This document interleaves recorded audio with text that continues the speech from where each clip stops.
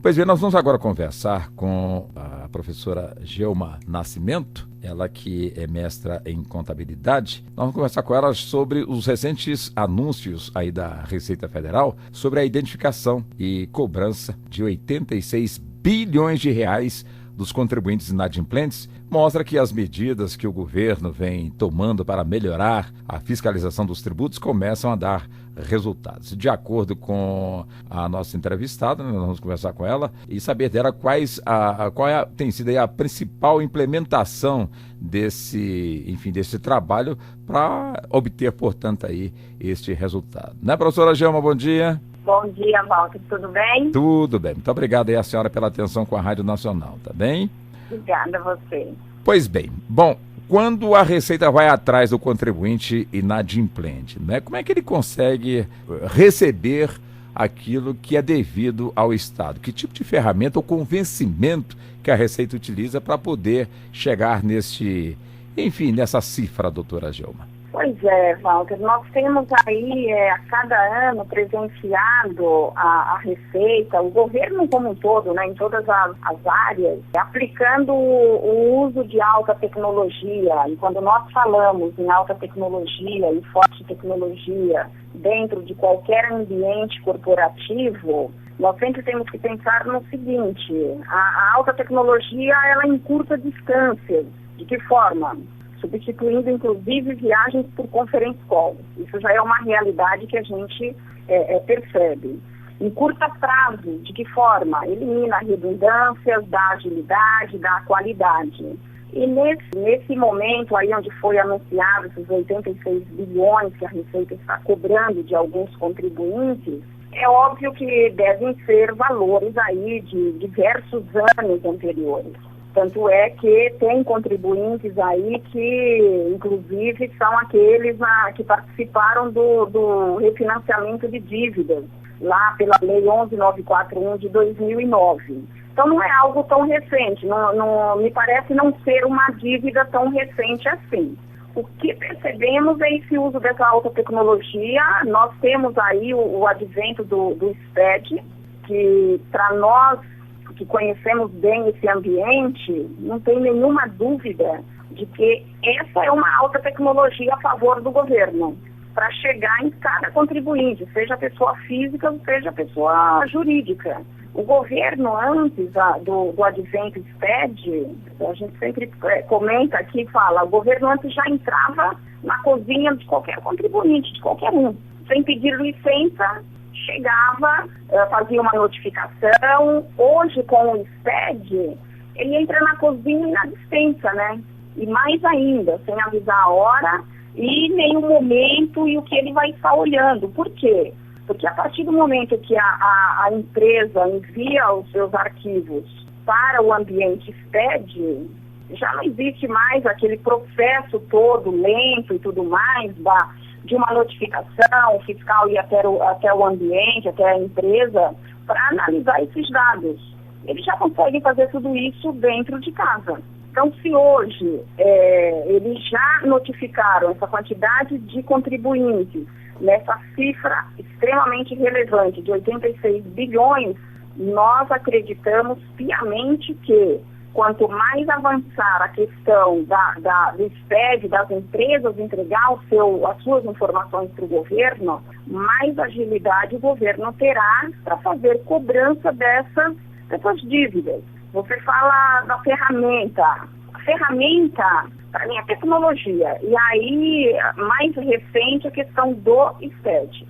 Com certeza, volto a dizer, são dívidas já aí de algum tempo atrás, de anos atrás, que só agora o governo conseguiu unificar, juntar, organizar para fazer essa ação aí a esses contribuintes. É aquela velha cultura, né, no nosso país, onde sempre foi dito que ninguém gosta de pagar imposto. Agora, por que não gosta de pagar imposto? Às vezes porque não sabe da importância que se tem de pagar imposto, né, e de que forma esse imposto ele retorna, portanto, para a sociedade. Quer dizer, mesmo usando essas ferramentas, né, mesmo usando as tecnologias avançadas, também não seria interessante o Estado brasileiro se preocupar com a educação, mostrar dentro das escolas para o jovem, para a criança, para o jovem, para o adulto, que se paga o imposto e a finalidade de se pagar imposto tem justamente esses objetivos. Quer dizer, no campo da educação não seria interessante também fazer um investimento, professora Gelma? Com certeza, Walter. Vou até te falar uma coisa. Nós estamos aqui na televisão escrevendo um livro justamente sobre essa questão do aspecto tributário no país, onde nós chamamos a atenção do governo e do contribuinte. As gritas, a briga do contribuinte, nessa linha, eu não gosto de pagar imposto, eu pago muito imposto, no nosso entendimento, nos parece um pouco equivocado, um pouco não surte muito efeito. E por que não surte muito efeito? Por uma razão muito simples. Um país que tem 87 tributos, e muito desses tributos, em aspecto de alíquota, incide sobre o consumo, e o consumo vai direto a uma grande quantidade de brasileiros que sequer sabe a existência de impostos. Nós temos em torno de 192 milhões de habitantes, dos quais em torno de 25 milhões entregou DIPF, a Declaração do Imposto de Renda da Pessoa Física, dos quais nós temos em torno de 7 milhões de empresas. Fica um gap muito grande em termos quantitativos, a quantidade de pessoas, seja física ou jurídica, em relação a essa população de 192 milhões, que sequer sabe a existência dos tributos, sequer sabe. Nessa questão do falar, eu pago muito imposto, o Brasil tem uma carga tributária pesada, que eu concordo plenamente, mas essa questão do não gostar de pagar imposto, a questão do desconhecimento, no meu entendimento, é o pior dos males da população brasileira. O governo precisa, sim, urgente, entrar nas escolas ou outros canais para educar a população a entender, a saber um pouco mais sobre a questão tributária do país. Porque simplesmente reclamar que não gosta ou que paga muito, essas gritas não estão nos levando a lugar algum. Muito pelo contrário, a cada dia que passa a gente vê a carga tributária em termos de arrecadação, não de alíquotas e tudo mais, mas em termos de arrecadação, aumentando cada vez mais. E aumenta por quê? E aí a gente faz um link com outras vertentes.